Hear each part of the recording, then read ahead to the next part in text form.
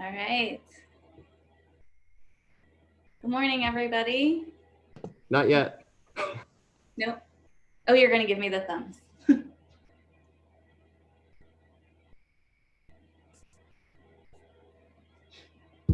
All right. Good morning, everybody. My name is Jaime. I'm the education coordinator here at the South Sioux Reserve in Charleston. I want to welcome everybody to the second episode of our South Slough Summertime Storytime series. Today, I'm going to be reading a book about sea stars. So that's one of the creatures that we see in our estuaries and along the coast here in our tide pools and even offshore in really deep habitats. So the book that I'm reading is called Starfish. It was written by Edith Thacher Hurd and illustrated by Robin Brickman. And you guys can probably tell just looking at this picture, or if you've been lucky enough to see these creatures in the wild or in an aquarium in person, you can tell that they don't really have a lot in common with fish. They're not actually a fish at all. They're in a group of animals called echinoderms, with things like sea urchins and sand dollars. So hopefully by the end of the book, we'll have some idea of what makes these starfish, or as scientists often call them, sea stars, a sea star. Excellent. I'm going to get started. So again, it's Starfish, written by Edith Thacher Hurd and illustrated by Robin Brickman. And one of the things I really like about this book is that all of the illustrations really show the habitats that the sea stars like to live in, and they're pretty representative of our habitats here on in the Pacific Northwest. Starfish. Starfish live in the sea. Starfish live deep down in the sea. Starfish live in pools by the sea. Really cool coast habitat there. Some starfish are purple. Some starfish are pink. And I like this one because we can also see some of our other tide pool creatures. So we can see a little fish peeking out there and another type of sea star. And then up here, we have a chitin. It looks like a lined chitin. That's another thing we see in the tide pools with the sea stars. This is the sunflower starfish. It is the biggest of all. Starfish have many arms. The arms, these things here, are called rays.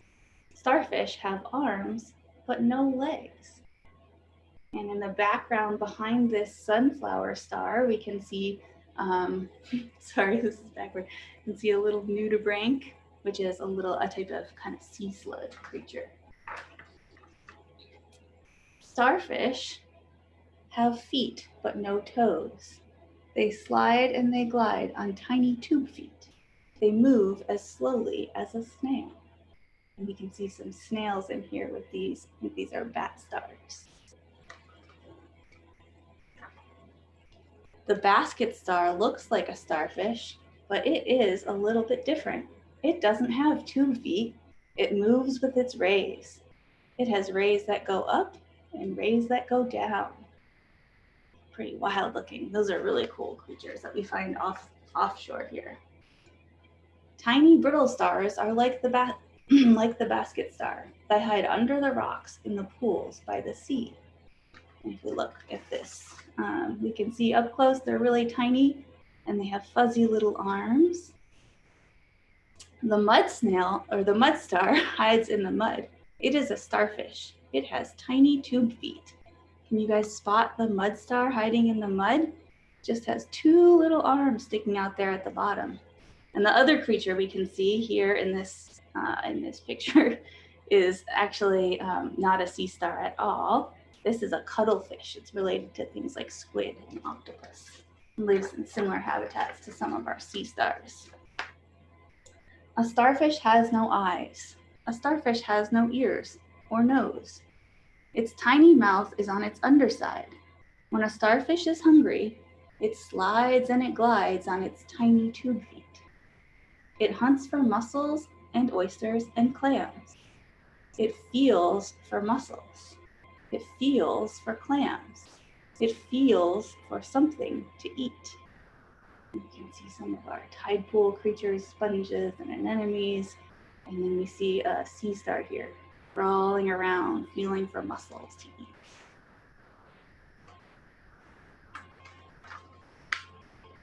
The starfish crawls over a clam.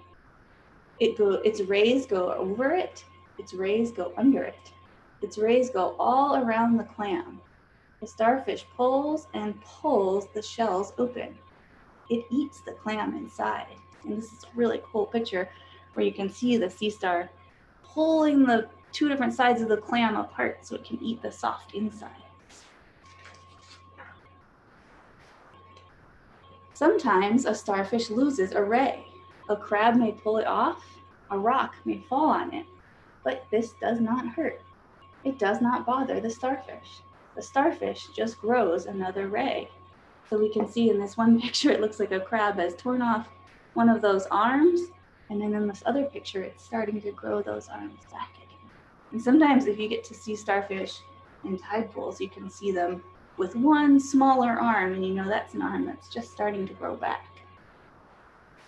In the spring, when the sun shines warm and the sea grows warm, starfish lay eggs. Starfish lay eggs in the water. They lay many, many, many tiny eggs. The eggs look like sand in the sea. The tiny eggs float in the water. They float up and down. They move with the waves and the tide. And they float up and down, up and down. And you can kind of see in this picture, if I get really close, there's a fish and then there's all these little teeny tiny eggs floating around in the water with the waves and the tide. The tiny eggs change and grow. They float in the water, they move in the waves, back and forth, back and forth. Then they sink to the bottom and they grow into tiny starfish. The tiny starfish grow scratchy and hard. They grow little rays. They grow tiny tube feet to crawl around on. And in this picture with our sea stars, we can also see there's a sea turtle off in the background. We don't see those very often this far up north, but occasionally they pass through our waters, and then you can see some sea sponge in there as well. Starfish, baby starfish, eat and eat and eat. First, they eat tiny things that float in the sea. Those things are called plankton. Then they eat mussels and oysters and clams. They eat and they eat, and they grow and they grow. And if we look at this picture, we can see a little sea star settling out, eating mussels and growing bigger and eating and eating and eating and growing even bigger. And I really like this page because it shows one of our favorite and really important estuary habitats. You can see all the green grass behind here is eelgrass, and that's a really important habitat for baby animals, especially tiny things like sea stars, so they can hide. There are many different kinds of starfish. Some are fat, some are thin, some are prickly, some are prickly and pink, some are prickly and gray, some are just a tangle. You can see that tangly one in the middle there. Look at the rocks by the sea. Look in the pools by the sea. Look for starfish, the stars of the sea. And here in this picture, we can see a whole bunch of different kinds of sea stars or starfish. All of these are things we can find in and around our coasts here in the Pacific Northwest. So thanks for joining us for our story. The last page is really great too because it has a whole bunch of different species of starfish, and it gives you so much idea of how much variety there is in our starfish or our sea stars. And just to wrap up from our story, I wanted to get an expert on sea stars, someone who can really tell us a lot about what it's like to live as a sea star. So I am just gonna change things around to give you guys a little better view I'm gonna switch over to this camera. And right now on my screen, you can see two of the relatives. Well, the exoskeletons are just the shells that are relatives of the sea star. There's a sand dollar and an urchin, just the test or the exoskeleton. And I'm gonna go get my guess.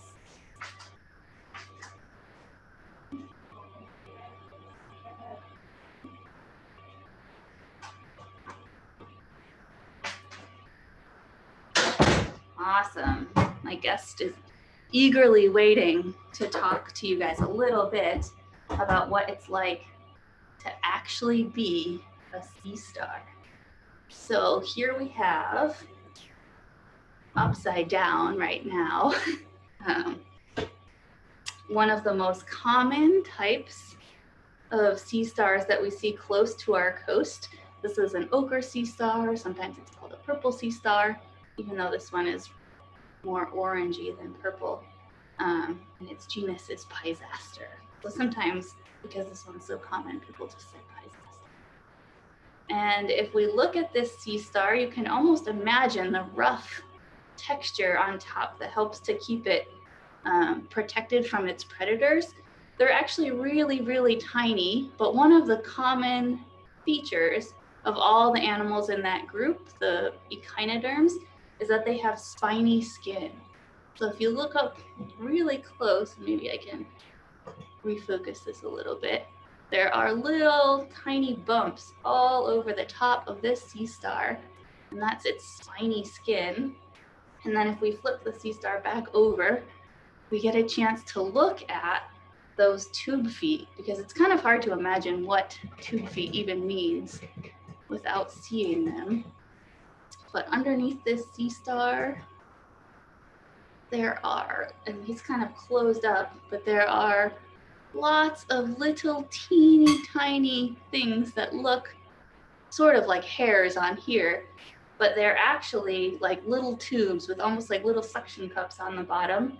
And you can see, oops, actually sticking, it is actually sticking some of those out right now. It's starting to stick out its tube feet and try to figure out how to reattach itself and move. It doesn't like being disoriented. So its tube feet are starting to come out a little bit, and that's how the sea star moves around. It actually takes all of those little teeny tiny feet you can kind of see there, just starting to stick out, and has a whole bunch of them all inside. And that's how it moves around. And then in the very center, you can't really see it, but inside the very middle of this sea star is where its mouth and its stomach are. So I'm gonna set our little friend back here and thank the sea star, thank our guest for joining us today. And we'll just switch back so I can say a quick goodbye to everyone. My office gets really hot when the door is closed. I'm getting pretty hot in here. So I want to thank everybody for joining us today. I want to invite you guys. This is a great time of year. We get some really good low tides, which is a great time to go exploring along the coast and look for different things that live in our tide pools, like the sea stars. So I'm gonna invite you guys with your families to head out to the coast and see if you can spot some of our different sea stars. And I will ask, or we will say, it's best to leave the sea stars and the tide pool creatures where you found them. I did take this sea star up so you guys could meet today, but it's gonna go right back where I found it at the end of this story. So thanks everybody for joining us, and please tune in next time, not next Saturday, but the Saturday after. We'll have another segment of our South Slough Summertime Storytime. Have a great day.